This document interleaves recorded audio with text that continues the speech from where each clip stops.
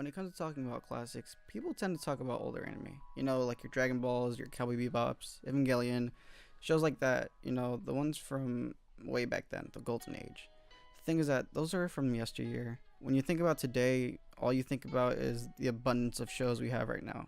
Literally that, like, not thousands, but hundreds of shows coming out every season. Seasonal anime.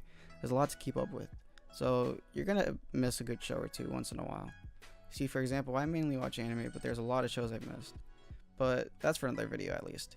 So you can access these by using things like Crunchyroll, Netflix, HiDive. There are other services out there. The thing is that they're all separated. There's no one streaming service that has all that you need, unless find it illegally. But don't do that. And support anime, basically. Last year was an amazing year for anime. Things like My Hero, Tanya the Evil, Konosuba.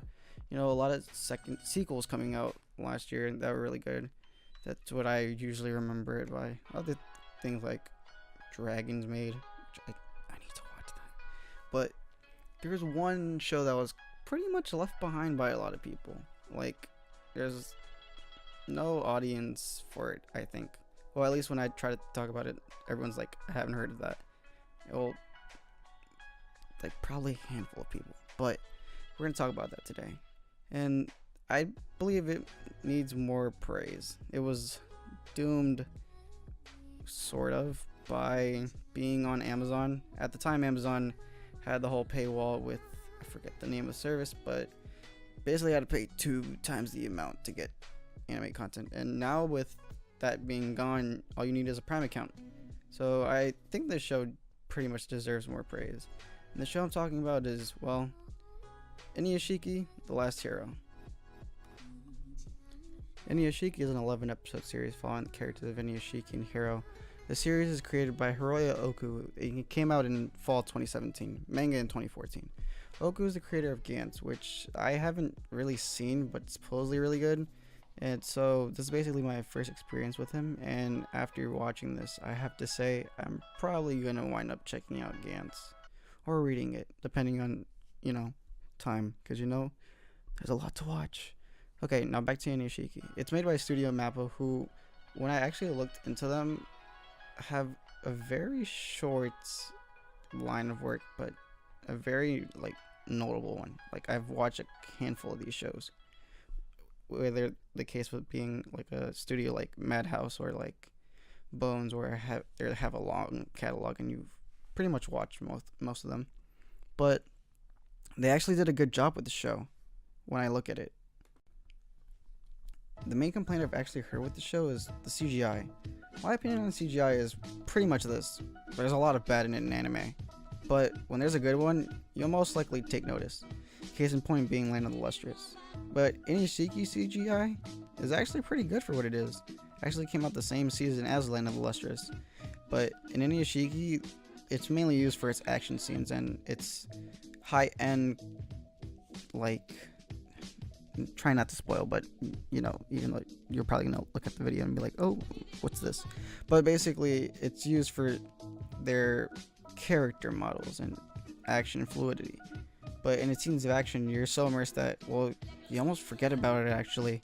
Even though the CG is there, some people will always wonder, what if they didn't use it? And actually, near the end of the series, you can see some parts where there's kind of no CG in it. It's kind of it's weird when you actually watch it because you're so used to the CG being there. So when it's not there, it's actually a nice surprise. But the CG is good for what it is. Mappa had a budget and they did good with it. Even with it, the show is still breathtaking. The character models barely lose their polish and the backgrounds are just beautiful, especially the nighttime scenes. But again, visuals are key, but not everything. You also have to think about the story. And his story is actually pretty good. The story of the series is actually pretty crazy. It's the guy who made Gantz after all, but it's pretty good when you pay attention. InuYashiki is a middle-aged man, 53 to be exact, but he has an uncaring family. Sheesh, the abuse this guy gets just from the beginning is pretty harsh. He's diagnosed with an ailment and basically he's gonna die. So he tries to call his family, but none of them actually pick up, and it's pretty sad when he goes sees them in person again. And he has no friends to turn to, so the only one he can actually go to is his dog. And the thing is that he met the dog earlier in the episode. Mind you, this is all in the first episode. They run away together, and well, just look.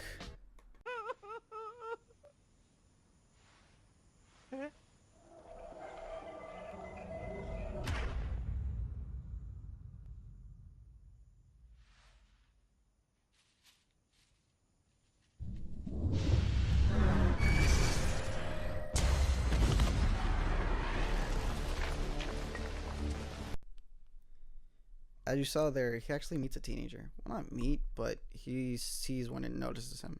That's actually our second main character, Hiro Shishigami. And man, let me tell you, this guy's easily the best villain I've seen in a while in pretty much anything. The thing this guy does in the series is like, shit. His motivation is just, well, he wants to feel again, which is actually pretty human when you think about it. No pun intended. But Hiro is that person that will think about doing these really dark things, but the only difference is that he actually does them. The story he has is very compelling and it's pretty crazy. He is pretty much shown for most of the series than InuYashiki himself. He reminds you of all these incidents that have been happening lately, you know, with school shootings and all that stuff. It's kind of sad. The deranged mind of a teenager is a serious issue, and well, Hiro is that deranged child. He does things like murder reporters, to killing a family, to even making his own 9/11. This is a very, very, very controversial character.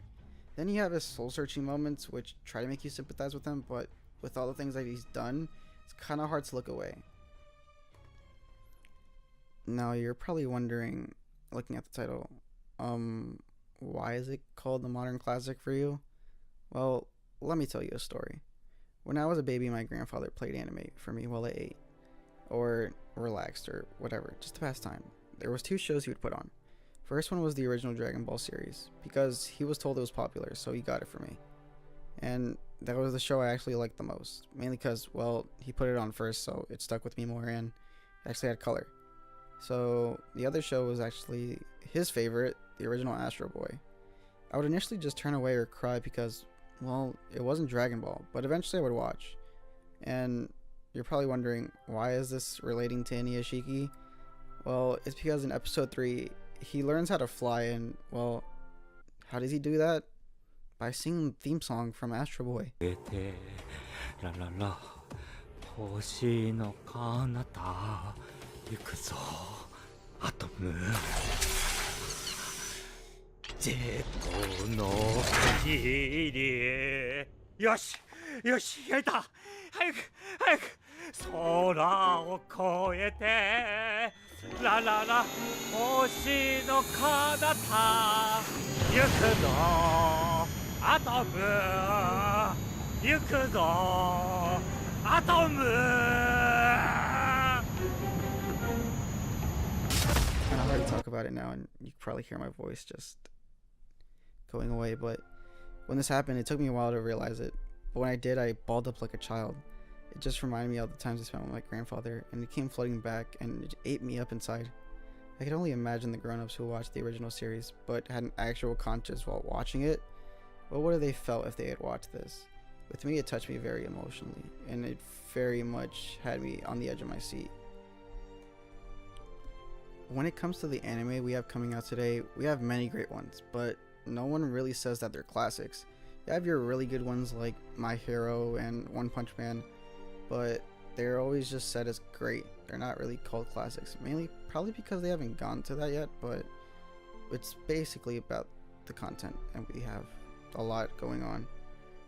This story is pretty short, you know, 11 episodes, but it's crazy. It's a roller coaster of action, tragedy, emotion, with moments and scenes that will grip you and have you at the edge of your seat, just like I did.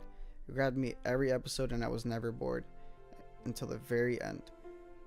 The impact of its 11 episodes had me invested on an emotional standpoint, and with moments like this episode 3, it touched me on a personal level, and everyone should check out this series. It's definitely worth the watch, and now that Amazon has finally gotten rid of the whole paywall, all you need is a Prime account to watch it legally. Please support the series. InuYashiki is my modern classic, and it deserves to be praised more.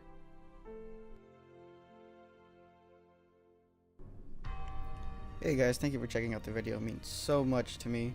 You guys have probably been wondering where I've been for the past couple months. Well, It's been a combination of things, like, you know, school taking up a lot of my life and stuff like that. Been pretty busy, so it's hard to like keep up with the channel, so I had to take a little break, you know. But now that I'm out of school, I can hopefully make as many videos as I can. Also, I've been trying out voice acting. If anyone knows me, I want to be a voice actor when I grow up. So I've been trying out some roles, auditioning and stuff, and for some small parts, you know, small parts, fan-made stuff. So the videos I have for you right here, as you can see, is the top is the channel trailer. If you guys are interested in the channel, if you're new here, you can go check that out. Second one is actually a voice role I did. You can check that out at the bottom. Go support it, tell you that I sent you there. So thank you guys for watching the video. It means so much to me. I put in some work to this. It was actually pretty much like, it took a while, and I was like, man, this is a lot of editing. First time, and I'm an amateur, so if it seems like it's poor, then whatever. I tried my best. But again, thank you guys for watching the video. Like, comment, share with your friends. It means so much to me. I'll be back soon with some more content. Gonna see if I can get some videos up soon. Trying to make some, I got some ideas that I want to do, but yeah, just keep on the lookout for them, and hopefully I'll see you soon. Bye.